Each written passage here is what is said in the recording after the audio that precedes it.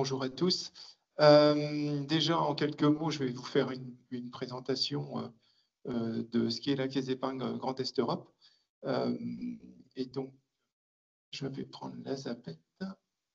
Voilà, donc, on est un établissement qui épouse parfaitement la région Grand Est. Et donc, ce sont finalement 1 300 000 clients, 357 000 sociétaires, 2800 collaborateurs, 184 administrateurs, 12 sociétés locales et 296 agences. En dehors de ces chiffres, on est une banque de territoire, tout pour le territoire, rien que pour le territoire. En gros, la Caisse d'épargne, elle est intégrée au groupe BPCE. Groupe BPCE, c'est finalement deux réseaux. D'un côté, vous avez des banques populaires, de l'autre, les caisses d'épargne. Et depuis très très longtemps, les caisses d'épargne, en tout cas, ont un ancrage territorial. Et on continue à l'avoir. Et donc, c'est dans ce cadre qu'on intervient aujourd'hui. Je vais vous présenter aujourd'hui un développement qu'on a su faire, c'est la filière Vitibank. Vitibank, c'est le résultat de discussions entre différents collègues caisses d'épargne nationales qui ont fait émerger un besoin, c'est-à-dire connaître plus particulièrement les filières viticoles françaises et voir comment est-ce qu'on pouvait agréger à la fois nos connaissances, mais en même temps nos savoir-faire afin de monter en compétences et de devenir un acteur de référence sur ce marché. Donc, le club Vitibank nous permet plusieurs choses. D'abord, d'être en phase avec la réalité économique des écosystèmes. Alors ici, on parle Champagne, mais il y a d'autres régions où on parle également vin. Donc ça, c'est un premier point. Le deuxième sujet, c'est d'être au plus près des préoccupations. Et dans ce cadre-là, on a des équipes dédiées, et ce qui nous permet de dire aujourd'hui qu'on est à la fois financeur des viticulteurs aux grandes maisons, donc ça, c'est l'impact direct auprès des acteurs, mais également auprès des activités connexes, parce qu'on sait très bien qu'un écosystème ne peut pas vivre s'il n'est pas constitué, ou en tout cas s'il n'est pas accompagné sur les différents items qui font que ça reste une équipe, parce que vendre une bouteille, c'est bien, mais il faut aussi assurer l'ensemble des sujets et financer l'ensemble des sujets au fur et à mesure des besoins des différentes filières. Voilà. Donc, le point de départ de mon intervention, en dehors de notre présentation, c'est le point de conjoncture de la Champagne.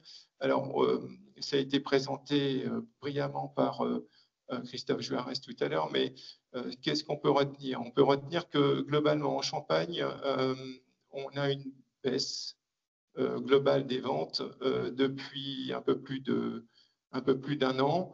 Ce qui a donné que finalement, sur les 12 derniers mois, on a une baisse tendancielle de l'ordre de 12%. Donc, les volumes se contractent. Le mois de mai, même si on sait très bien qu'il y a une forte saisonnalité dans les ventes de champagne, le mois de mai pèse en général pour 6,6%. Donc, ce n'est pas essentiel. Ce qu'on peut dire également, c'est qu'il y a une légère inflexion, c'est-à-dire que ça baisse moins que ce qu'on a connu précédemment. Plus globalement sur les marchés, alors la France baisse certes de l'ordre, si on prend sur 12 mois, de l'ordre de 9,5%, et la baisse en revanche est plus marquée sur la partie export.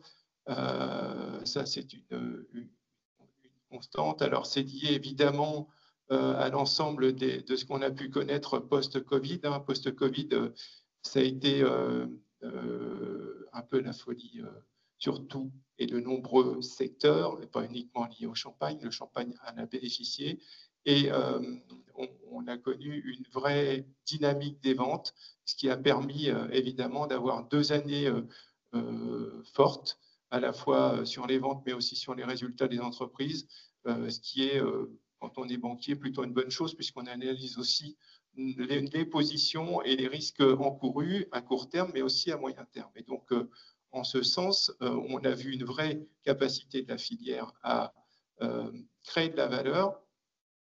Ça, c'est un premier point. Et deuxième point, à créer du résultat, ce qui permet en fait d'avoir et d'anticiper demain très sereinement. Juste pour une information, en 2019, la création de valeur sur toute la filière champagne, c'était de l'ordre de 4,9 milliards. En 2023, on était à 6,4 milliards. Donc, c'est pour montrer tout simplement l'effort qu'ont pu faire l'ensemble des acteurs sur la valorisation de la bouteille et sur la capacité à pouvoir promouvoir le champagne au niveau mondial. Le détail des expéditions en nombre de bouteilles là sur les zones d'expédition. Donc le domestique, on voit une baisse de l'ordre de 10%. Maintenant, on sait très bien que la consommation domestique est en baisse tendancielle depuis de nombreuses années et que l'ensemble, en tout cas le gros effort et la création de valeur depuis quelques années, c'est l'export et notamment le grand export. Et l'Union européenne pèse aujourd'hui sur le slide qu'on présente 15 ou 16 millions de bouteilles sur un total de 86.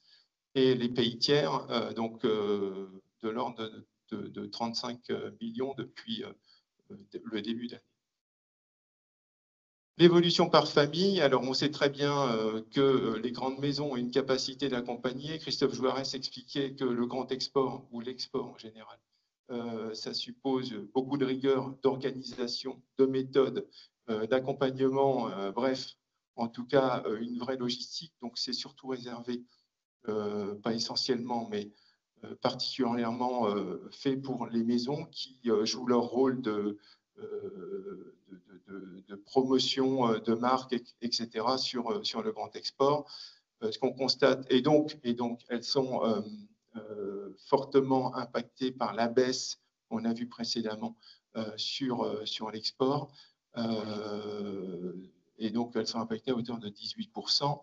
Les coopératives et les vignerons, dans une moindre mesure, qui sont plus particulièrement, sauf exception, plus particulièrement sur les marchés domestiques et export de proximité, ce que j'appelle export de proximité, c'est l'Union européenne, sont un peu moins impactés. Concernant les autres vignobles, je vous ai dit que je travaillais dans le cadre d'un organisme qui s'appelle Vitibank au sein des caisses d'épargne. Ce qu'on a souhaité apporter comme regard ici, c'est comment vont les autres vignobles au travers. Donc, on a posé finalement 3 questions à nos collègues locaux. Donc là, il n'y a rien de statistique, c'est juste du ressenti terrain. Et je pense que c'est important à un moment de dire comment vous sentez le terrain, etc. C'est un élément qui apporte beaucoup de valeur et beaucoup de réflexion. Donc, lors du dernier club, on a sollicité nos différents directeurs de marché sur trois items. Le premier, c'est comment est-ce que vous sentez les ventes. Finalement, c'est un bon regard. Le deuxième sujet, c'est comment se porte la vigne. Est-ce que vous avez des points d'inflexion, etc. Et la troisième, c'est la dynamique d'investissement. Ça, c'est plus le côté bancaire, mais c'est aussi un révélateur de la confiance qu'on peut avoir sur le marché, en tout cas sur demain. Donc, en synthèse, sur les différentes personnes qu'on a pu solliciter, on a d'abord la Provence, un niveau de commercialisation des rosés plutôt calme, pas de pression sanitaire, ils ont le climat avec eux, et enfin une dynamique d'investissement normale. Il faut se souvenir que la Provence, ça vient historiquement, enfin en tout cas sur les quelques années précédentes, il y a une vraie dynamique, il y a une vraie envolée sur le rosé. Tout le monde, en tout cas de nombreux consommateurs sont devenus appétents au rosé. Le Languedoc-Roussillon, c'est un marché compliqué. Donc, le marché du vrac quasi inexistant, en gros, on ne vend rien. En revanche, les ventes de bouteilles se maintiennent. Il n'y a pas d'alerte sanitaire et peu d'investissement important. Donc, ce qu'on peut dire que finalement, il y a une vraie logique entre pas de vente, pas d'investissement. Et donc, ça se ressent. Concernant la Bourgogne et le Jura, alors, pour les puristes, c'est une région large. Donc, on ne sait pas, et notre intervention n'intervient pas sur la Bourgogne et les grands crus de Bourgogne, mais plus sur la globalité. Ce qu'on peut dire, c'est que globalement, le marché des bouteilles est dynamique, évidemment avec un maintien des prix, mais celui du vrac est atone. Donc, c'est plutôt la promotion de la bouteille versus la promotion des gros contenants, ou en tout cas des marchés intra-professionnels. Concernant le Chablis, on a une brillante intervention d'un viticulteur du Chablis qui nous a expliqué que finalement, il travaillait sur un vignoble excessivement intéressant, mais que très, très, très, très gélisif. Et donc, ils ont à la fois eu cette année beaucoup de gel, l'année précédente, c'était beaucoup de grêle. Et donc, le climat qu'on connaît aujourd'hui, il y a une forte pression sur le milieu, avec les pluies et le temps humide. Le ralentissement des investissements, ça va de concert avec les deux items précédents. Voilà sur ce sujet, Bourgogne-Jura. Concernant maintenant le Bordeaux, tout le monde a entendu, je pense, qu'on avait une ambition, en tout cas, d'arracher de nombreuses vignes, non pas uniquement que sur le Bordeaux, mais en France. Le Bordeaux en fait partie. Il y a une vraie problématique. Historiquement, le Bordeaux a été porté par les grands crus, en tout cas récemment. Aujourd'hui, même a priori, de ce que l'on peut avoir comme information, même les grands crus souffrent. Forte pression du mildiou, ça n'étonnera personne avec le temps que l'on connaît, et les investissements sont quasi inexistants. Enfin, le cognac, vignoble plutôt orienté, en tout cas à destination des US et de la Chine, eh bien, il souffre évidemment des problématiques internationales. Le sujet complémentaire, c'est de pouvoir vous faire profiter de l'Observatoire BPCE, qui est en fait un centre de recherche qui a pour objectif de définir ou en tout cas de tirer les grands enseignements de la filière sur ce qu'est un viticulteur aujourd'hui en France. Et donc, la carte de visite de l'exploitant viticole, c'est une personne qui aurait 53 ans, qui en moyenne s'est installée en 1997. Et juste une information, donc 70% des viticulteurs se sont installés sur leur exploitation avec deux éléments. Le premier, c'est vous avez un premier élément avec les petites flèches montantes, descendantes, ça nous donne des informations par rapport à l'enquête. Elle a été faite en 2021 et 2023.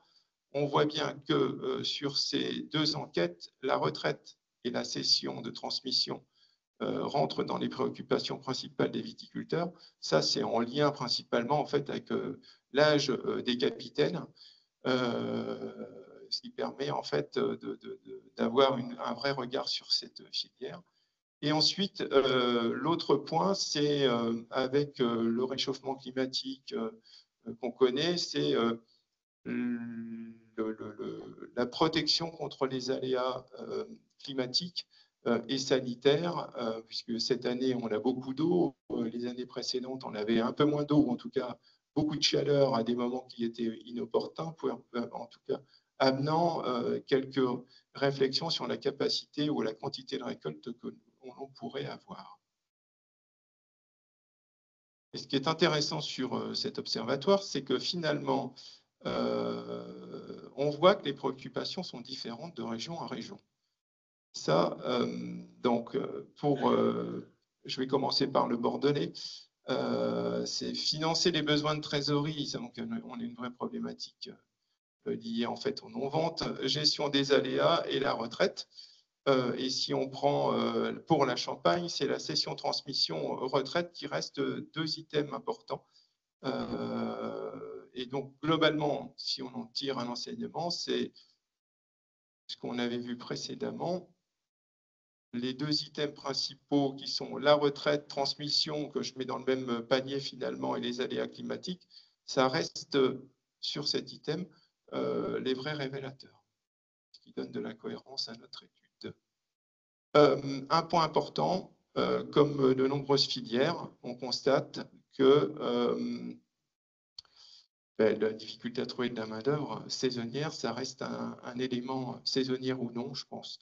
Ça reste un élément majeur, en tout cas sur les filières. Champagne, j'en suis certain. D'autres régions, la mécanisation aidant, c'est peut-être un peu moins difficile, mais ça reste un élément important.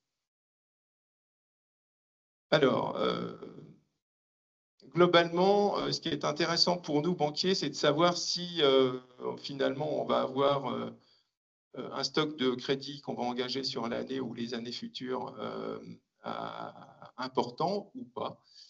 Et donc, ce qu'on peut dire, c'est qu'après 3 années ou 4 années importantes d'investissement, puisque de nombreux viticulteurs, de nombreux acteurs des filières viticoles ont fait de forts investissements. Et donc, aujourd'hui, ce qu'on voit, c'est que on a une baisse des projets d'investissement à 2 ans. Ça, c'est une réalité, c'est lié au contexte général.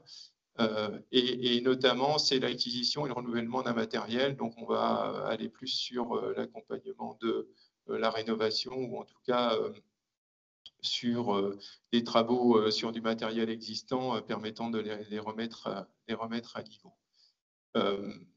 Le sujet de fond, c'est finalement l'accompagnement du cycle d'exploitation plus que l'accompagnement du cycle d'investissement.